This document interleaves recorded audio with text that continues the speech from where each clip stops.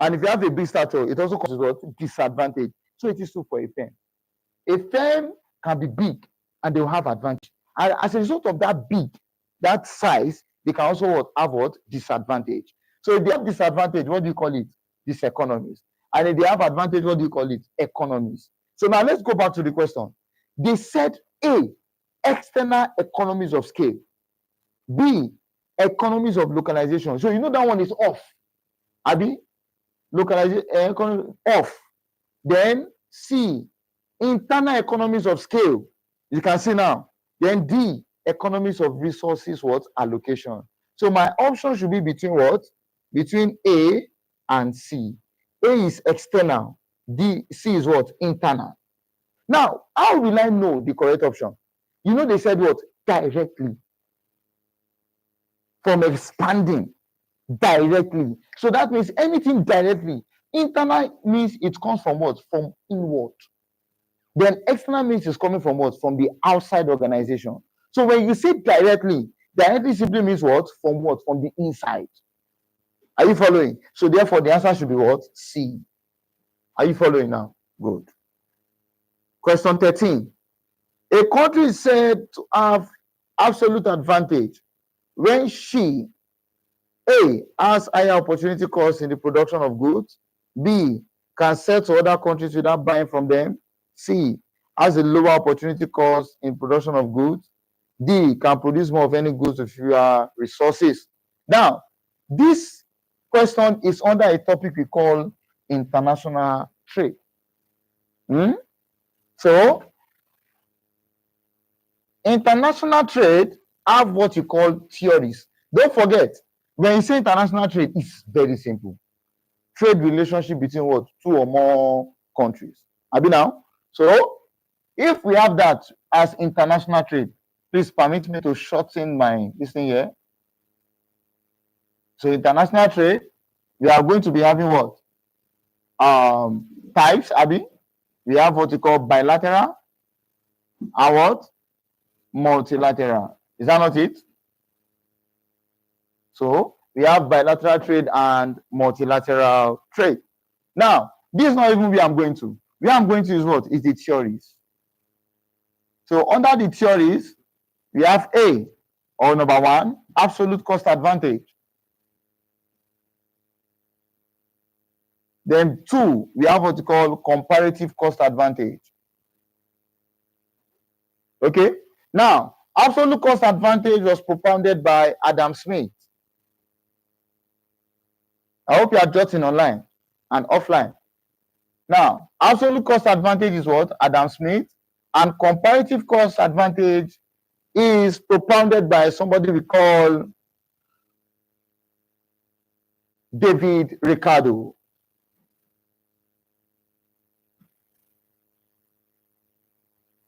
Was propounded by David Ricardo.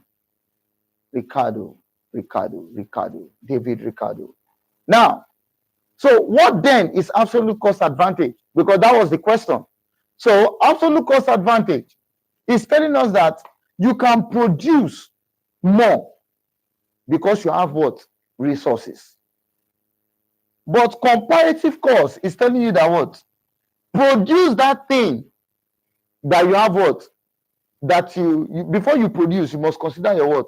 Your opportunity. Are you following? So for absolute cost, produce that thing in which you have abundance of what? Of resources.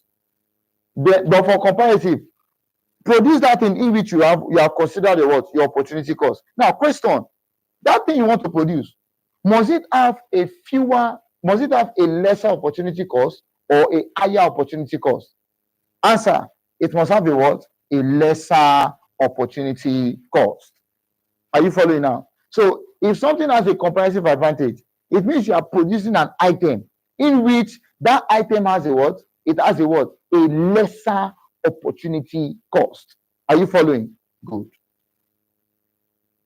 Don't worry. Before I'm going to do a revision on this topic, okay? Where they will ask you to calculate opportunity cost and all that. It's very simple. So the answer here is question 12. Sorry, question 13. The answer should be D, can produce more of any good with fewer resources. Okay, with fewer resources. D. 14. An economy in which both public and private sector contribute to economic growth is dash. This one is very simple. This is actually bonus. A, socialist. B, mixed. C, feudal. D, capitalist. I'm sure people will be screaming now that the answer is what? Mixed economy. Abi, when you have both capitalist and socialist, you call it what? A mixed economy. So the answer is B.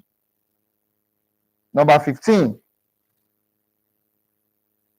If the marginal utility of good X, now listen to this question carefully.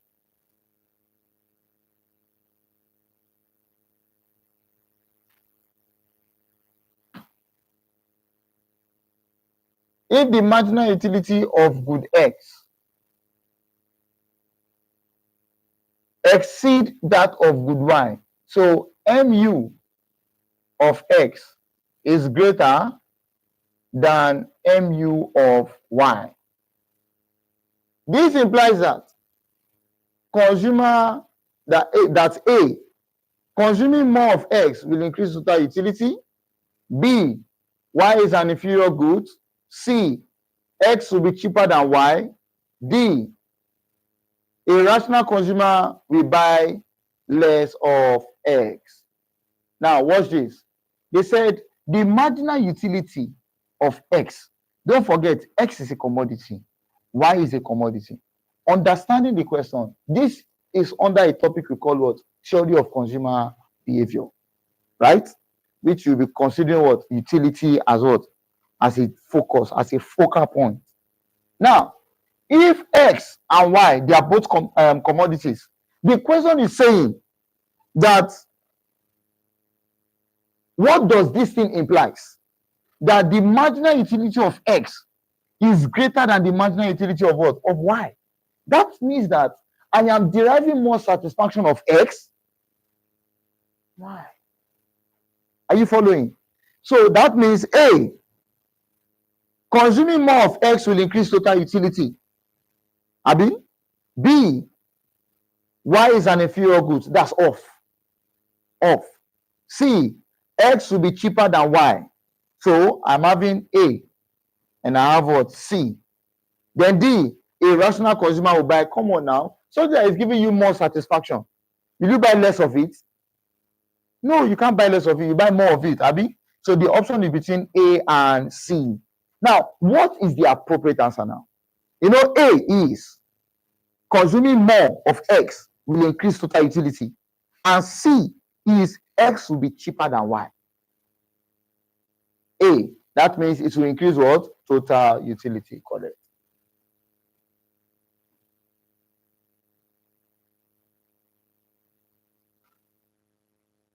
Now, question 16.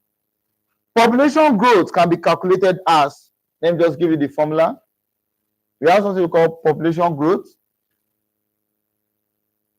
And population growth is just your birth rate minus death rate plus net migration. Where net migration is what? So I can refine it by saying dr plus what? Immigration minus emigration. So this is the formula for what? Population growth. Or textbooks can call it what? Natural growth rate. Please take note of that because of questions. You can also call it what? The natural growth rate of population, which is what? Birth rate, sorry. The natural growth rate actually is just birth rate minus death rate. That's all. That's the natural growth rate. Birth rate minus death rate. Finish. Okay. So looking at this, let's consider. So option A is birth rate plus death rate. So we do that's off.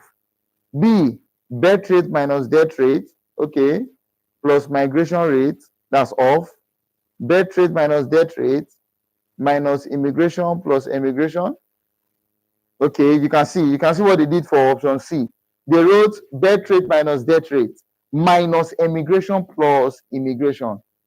Minus emigration plus, so the answer is what? C. 17. An imperfect marketing where there is only one buyer of a commodity is dash. Only one buyer. You know, we have market structure. This is a topic under market structure, where you have two types of market structure. Okay, so market structure, we have two types, which is what? Perfect market structure and what? Imperfect market structure. So under your imperfect market structure, you have what you call monopoly, duopoly, oligopoly. And we also have monopsony, duopsony, and what? Oligopsony. Let me write it down.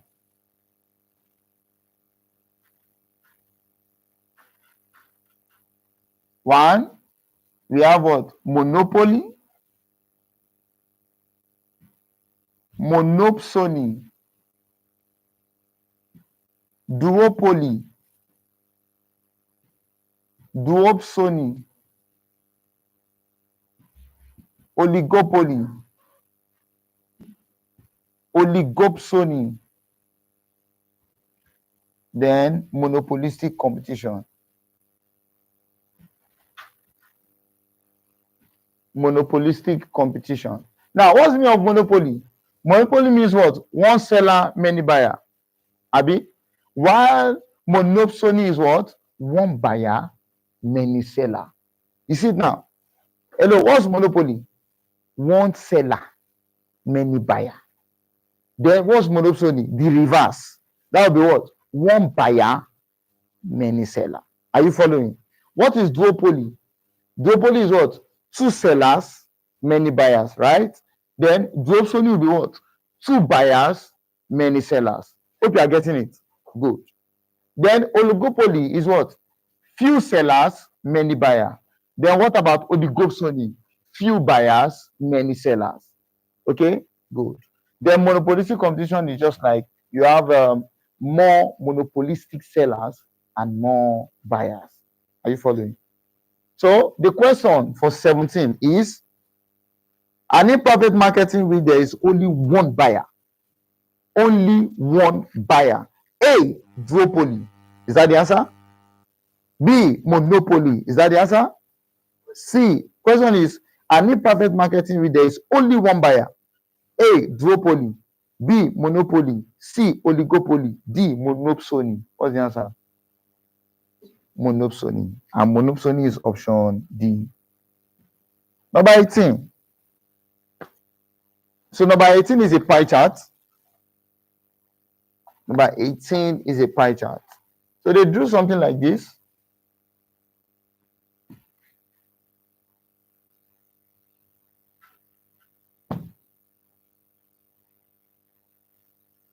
One, two, and three. They said this place is 40%, 25%, then 35%. So this place is for children, this is for men, and this place is for women. Okay. In the pie chart, the percentage for children is equivalent to dash. The percentage for children is equivalent to dash. So option A, 144 degree.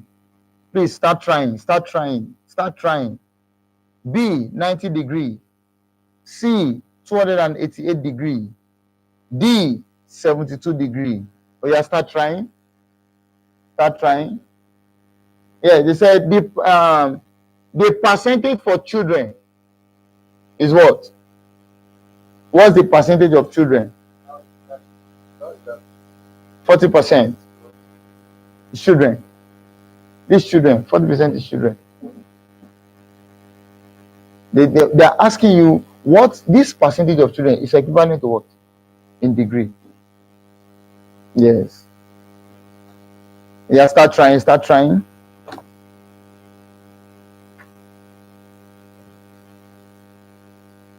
So I believe you have gotten your answer by now, because the questions is 1 to 40, and you have 2 hours to finish 150 100 and how many questions? Let's see. English is 60, the rest is 40, 40, 40. So this is 180 questions, Abby. So if you have 180 questions for 2 hours, so based on my own calculation, you should use 30 minutes per subject. Abby? Good. So you should use less than 1 minute for one question. Less than 1 minute, because you're having 40 questions and you're using 30 minutes. So you should use less than 1 minute for one question.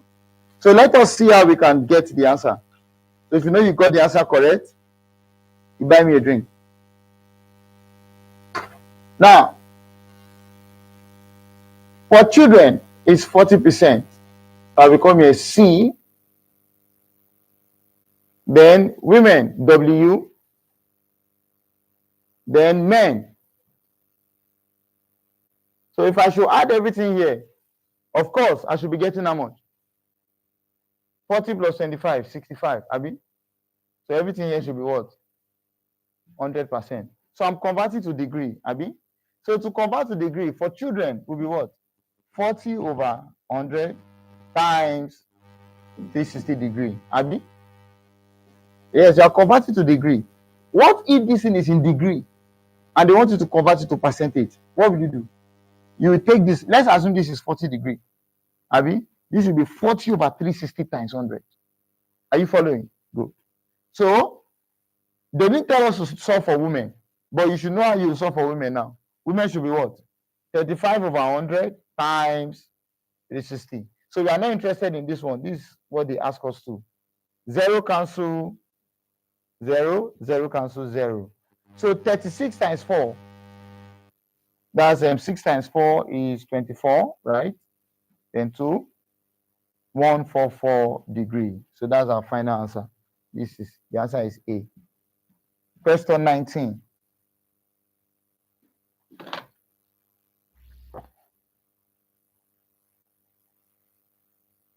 Life insurance companies contribute to economic development by holding a part of their assets in dash. A, cash and near money. B, short-term financial instruments. C, long-term financial instrument. D, money market instrument. Life insurance company contribute to economic development by holding a part of their assets in dash. By holding a part of their assets in dash. All right. So A, cash and near money. Please. What's the meaning of cash and near money? When you hear the word cash money, or let me just use it as they use it. What's the meaning of near money? Near money does not mean cash. Hope you know. Near money are just what? They are items that can be easily converted to cash. Are you getting it now? They can be easily converted to cash. That's what they call what? Near money. Are you following it? So, short-term financial instruments. Now, when you talk about life insurance company, how did they contribute to development? It's very simple. They contribute to development by what? By holding much of their assets in what? In long term. Are you following? Because anything in long term, the returns will be much, much higher than what? Short term. Are you following? So the answer is what? C, long term. Number 20. When demand is elastic, it means that consumers, so when demand is elastic, what does it mean? You know, when you say elastic demand is when consumers will not be willing to pay too much. Abi? Because their demand is what? Is flexible. They don't really need that item. So when you increase your price above a certain range, it runs up. Are you following it now? Good. So most of the time, it usually applies to some luxurious goods. Okay? Some luxurious goods like clothes, shoes, Abi? So, when demand is elastic, it means that consumers, A, react equally to price change. B, are not sensitive to price change. It's a lie. When it is elastic, they react. C, we stop buying when price increases. D, react less proportionately to the price change. React what? Less proportionately. They don't react less proportionately. Do you get what I'm saying now? So that means option B and option D is off. So the answer should be between what? We stop buying when price increase and what? React equally to price change. They don't react equally to price change. Are you following? If they react equally with price change, that means the change in price equals to what? Change in quantity. And that is not what elastic. That is what? Unitary. Abi? So the answer should be what? The answer should be C. We stop buying when price increase. So we stop buying when price increase is option C. All right. 21. Which of these alternatives is wrong? Central banks are issuers of bank rates, bankers to commercial banks, merchant banks, bankers to the government. The answer is C. Commercial banks, central bank are not merchant banks. Okay. C. 22. Optimum population is desirable because it enables an economy to attain what? A. To attain maximum A, per capita income, per capita output, per capita real income, per capita revenue. What's the answer? Optimum population, what we did on the board. So, what does an optimum population cause? Does it cause a maximum in per capita income or per capita what? Output or per capita real income or per capita revenue? The answer is what? Per capita output.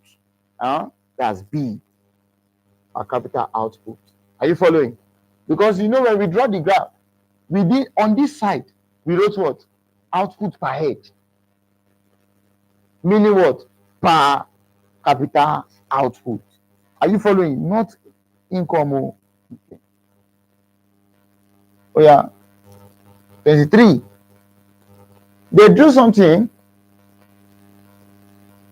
1, 2. They now did demand, they did supply. 1 is here, 1 is here. So let me add my own.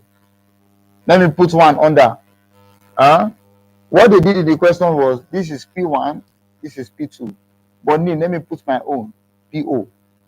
They now say, in the diagram, the price P2 in price control situation. In what? Price control. Now, when you have price control, government can control price in 2 ways. 1, they can control price using what you call minimum price legislation and what?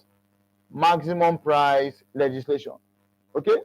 Now, what is the meaning of minimum price legislation? Minimum price legislation is the price that is above the equilibrium. And maximum price is the price what? Below equilibrium. Are you getting that note now? So what is minimum price again? This is the minimum price because it is what? Above equilibrium. And what is the price below? Maximum. Are you following?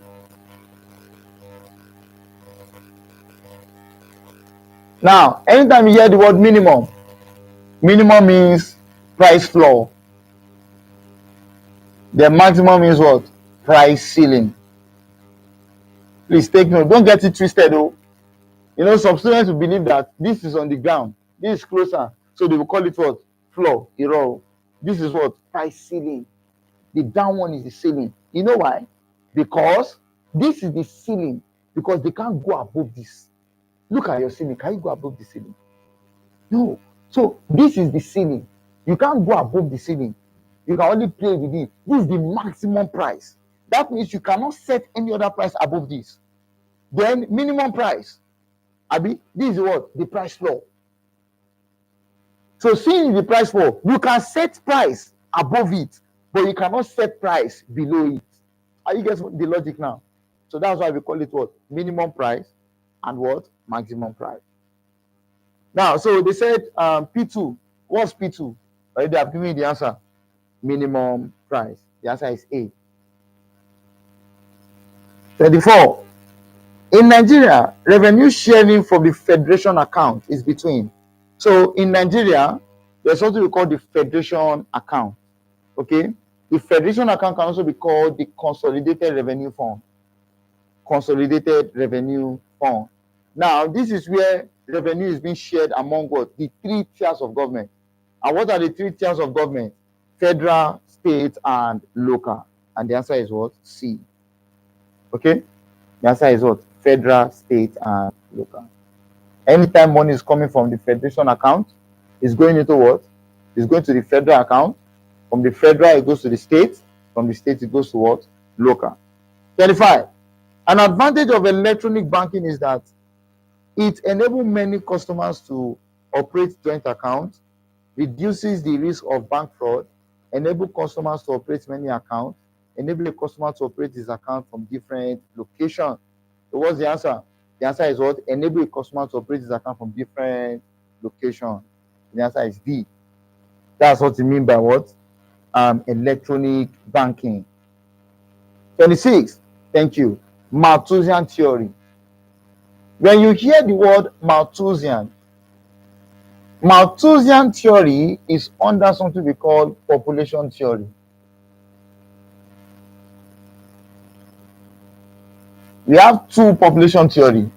We have what you call the Malthusian theory, and we have what you call demographic transition theory. Demographic transition theory. Demographic transition theory. Now, what is Malthus saying? Malthusian originated from somebody. His name is called Thomas Malthus. That's his name, Thomas. The guy is more like a reverend father, or like a pastor, or we call it clergyman. So this guy, he said something about population. And what did he say? He said that food production is growing arithmetically, while population is growing what? Geometrically. I hope you can take that down. You can jot it down. Malthus, the Malthusian theory was propounded by Thomas Malthus. And his theory states that population grows geometrically, while food production grows arithmetically. Population grows geometrically, while food production grows arithmetically. So what this man is saying, this man has an intention. And by his own intention, he was saying that there are some reasons why population is growing at that rate. Hello? Hope you know that anything that is increasing geometrically is very hard for it to be controlled. Hope you know that. For example, this is a geometrical. If you say arithmetical increase, this is arithmetical increase. 1, 2, 3, 4. You know, it's a steady, you can easily. But geometric, if you have 1, it can move to 9. From 9, it can jump to 81. You know what I'm saying now? Like that. So there is difficulty in controlling something that grows geometrically. Now, Thomas Malthus is saying there is a reason for it. He's saying that the reason food is growing like this is because there is no what? There is no improvised, or there is no what? Improved method of farming. I guess what I'm saying now. We are not using mechanized farming. You get what I'm saying? And what the guy saw, the guy never saw it or forecasted that farming implements can be mechanized. He only saw that what? Farming will remain at that level where we are using what? Subsistence farming. Which we are using what? Cutlass. I mean, he never saw mechanized farming coming into what? Into, reality. So that was the reason why he propounded this kind of thing. Are you following? So that is the thing, demographic transition theory. That is the thing he proved wrong. Do you get it? That what? You can increase what? Farming. By what? Introducing what? Mechanized farming. Despite that I was a pastor, I don't know why I didn't see the vision. Now, so he was the one that actually propounded that population as it is growing, geometrically, he propounded that there are some ways you can cut population short. Number one, he propounded that population can be what? Can be, controlled by what? By the use of contraceptive, family planning. But there are some measures. He also deduced that you can use war to control population. Yes, he deduced that you can use what? Diseases to control population. That's why COVID-19, that COVID-19 outbreak, it was intentional to control what? World population. So 26.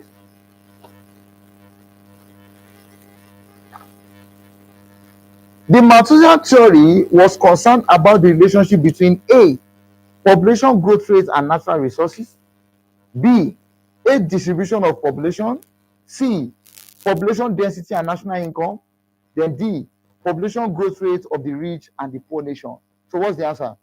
We said food production, also resource. Okay, so therefore the answer is what? It's a link between what? Population growth rate and what? Natural resources. So the answer is A.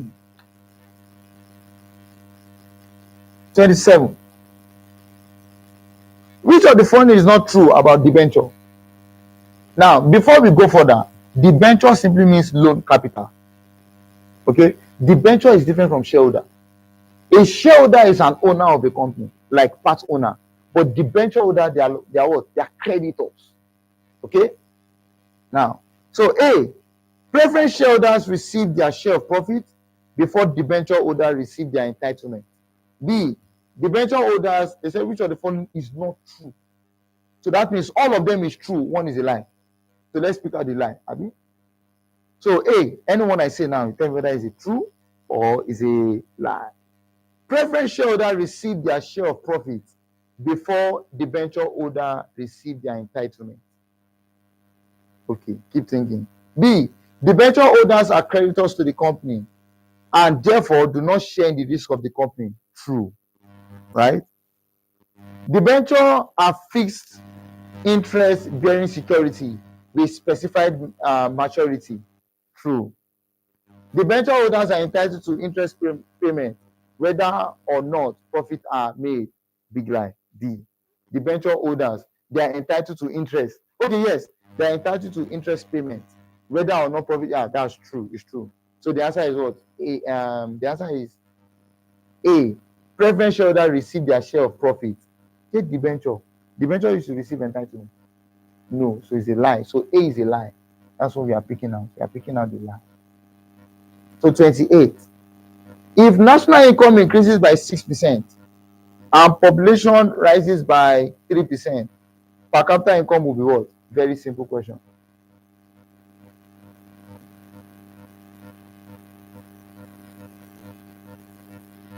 Now,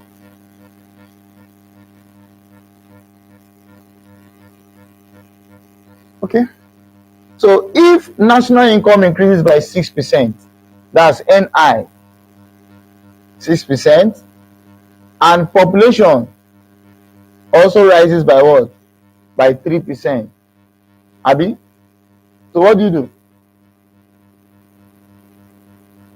Population, national income is rising by 6%. Population is also growing by what? 3%.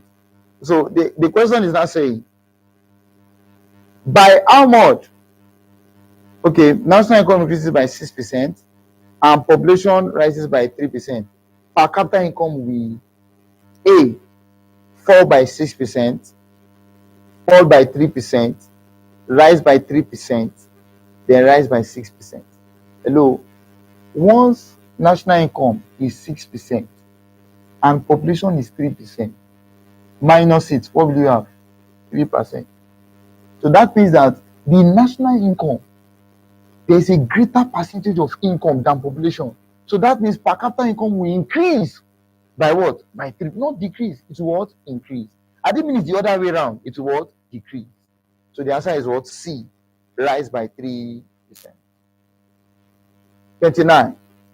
A good indicator of economic development. A good indicator of economic development is an increase in real per capita income, B, per capita income, C, real national income, D, GNP, gross national product. Now, anytime you want to, there's something we call economic growth.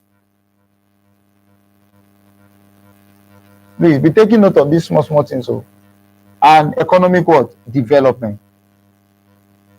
Okay? Now, what is growth? Growth is when your GDP is just increasing over a period of time. What's your GDP? Gross domestic what? Product. Abi now? Product, right? So if your GDP is just increasing, Abi, without corresponding effect on the what? On the lifestyle of the people. That is what? Economic growth. Somebody is just growing, no sense. Have you ever observed that kind of person? Let someone just be growing. I just ask him, how are you? My mommy will beat me. You know, there are some ladies like that, oh, very big ladies, growing, you think they are mature. Can I have your number? My mommy will beat me. That kind of people. So now they're just growing. Are you following now? But they are not yet what? Developed. But somebody that you go and meet, can I have your number? Oh, yeah, that's quite sure you can have my number. I've been now. Oh, don't you want my business card too? That's development. Are you getting it now? So therefore, economic growth is when your GDP is just increasing over a period of time. But economic growth is when this rise in GDP has a positive effect on the what? On the people or on the citizen. So a real indicator of economic development is what you call what? Per capita what? Income. And the formula for per capita income is national income over population. This is the formula for per capita income. Don't forget, per capita income means income per head. It means what? Income per head. Income per head. So per capita income formula is what? National income over population. Okay. So now, what's the answer? They said A, real per capita income. B, per capita income. C, real national income. D, gross national product. What's the answer? Per capita income. B. Forget the real. 30. Okay. These are interesting questions here.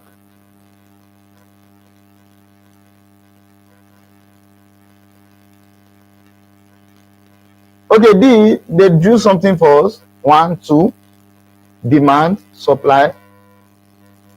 They did this and they called it FG.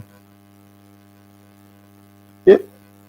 Then they called this one DS. And they did something like this again. And they say P, they call it S. So no, they call this one Q. So to confuse students, they now put O again. They put O again. All these things just to confuse you. But you know, you have to have. They said in the graph above, FG indicates what? Now they put FG, Abi. Me too. Let me put my own. Me too. I'll now put what? Oh yeah, give me. What should we call it? If this one is FG, we should call this one what? HR, human resources. So let's call it HR. All right. So JAMB gave us FG. We have our own too. HR. Good. So FG, what is happening at FG? Local government, federal government. Now, FG here is just telling us, oh, I think I love this. Oh. So if this is FG, let me call this one SG. Abi? It's not state government, yo. Okay. So let's take it now. At FG, you know the price. This is the price here. And as SG, this is the price here. So what's going on? If the price is at P2, let's call this one P2. This thing is not in, you know, this is what we are doing now. JAMB did not do it for us. Then this one, we call it what? P1. Abi? So what is this signifying? It means that here the price is high. And here the price is low. Low, and they give us demand, they give us supply. Oh yeah, look at this. Price is high. Anytime price is high, Tell me, will supply exceed demand? Yes or no? Yes. At a higher price, supply will be greater than demand. And at a lower price, demand will be greater than what? Supply. So what does that mean? It means at federal government, sorry, at what? At FG, we'll be having what? Excess supply. Are you getting the logic now? Then at this place, it will be what? State government. This will be what? Excess demand. That's all. Are you getting the logic? So the first one is the one JAMB asks us is what? Excess supply. The answer is B. So question 30 is B. Then our own is what? Excess demand. Are you following? So you can jot it down if you like. Jot it down for revision.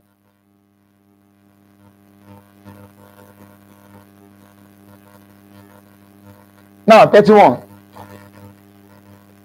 If C stands for consumption expenditure, I for investment, X for import, M for import, then national income is that.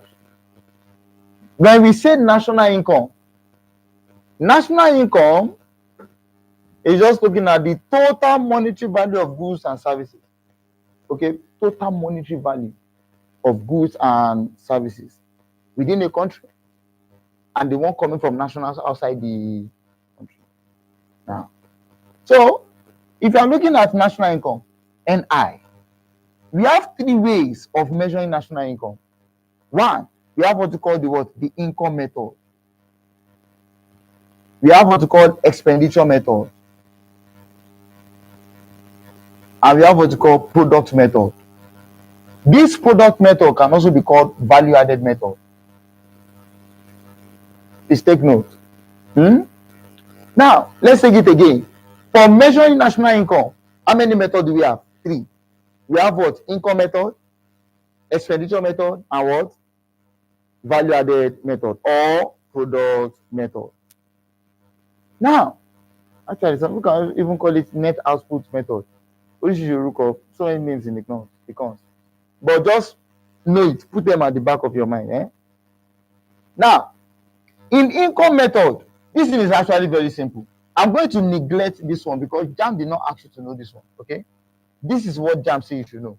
So let me give you the formula for income method. Formula for income method is very simple.